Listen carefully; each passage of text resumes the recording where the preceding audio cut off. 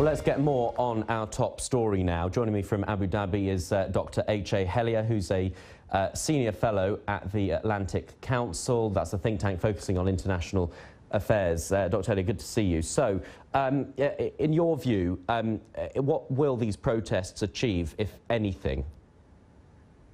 I'm not sure that we can talk about this in terms of achievements. It's really the expression of frustration that you see across the Arab world in particular, but I think more globally that the United States, through the Trump administration, has recognized a capital on land that is frankly at the very least disputed, if not occupied. Certainly West Jerusalem isn't necessarily considered to be just West Jerusalem. The Israelis themselves consider Jerusalem to be an undivided piece of territory, including East Jerusalem, which is internationally recognized as occupied under international law. So when the Trump administration says that they recognize Jerusalem as the capital of Israel, it's really throwing quite an affront, I think, to people in the region that, no, this is actually occupied territory. And surely the United States, that is supposed to be an unbiased broker. I don't think anybody really looks at the United States in that way anymore, if they have done for many years. I think it's really put a final blow, a final nail in the coffin of the idea that the United States is an honest broker between the Israelis and the Palestinians.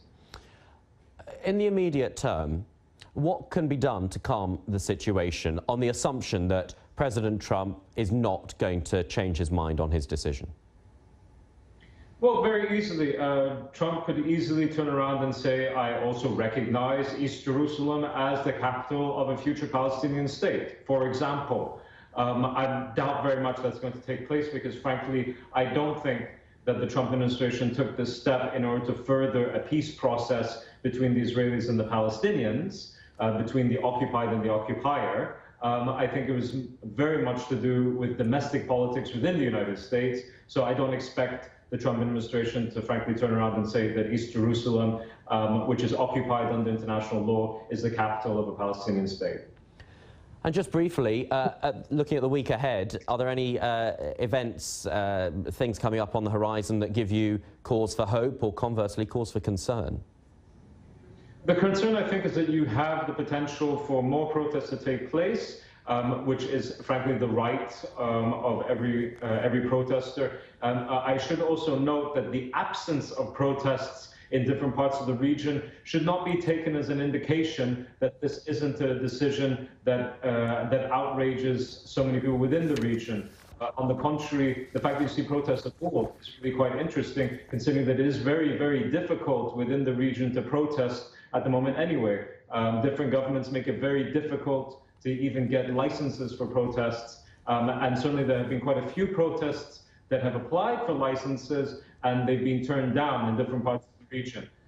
So the fear that I have personally is that different protests will be cracked down on by different forces, particularly I'm considering the West Bank and Gaza, and you may see a reaction, probably a very heavy-handed one from the authorities, Israelis, and then we see loss of life, which would be extremely tragic.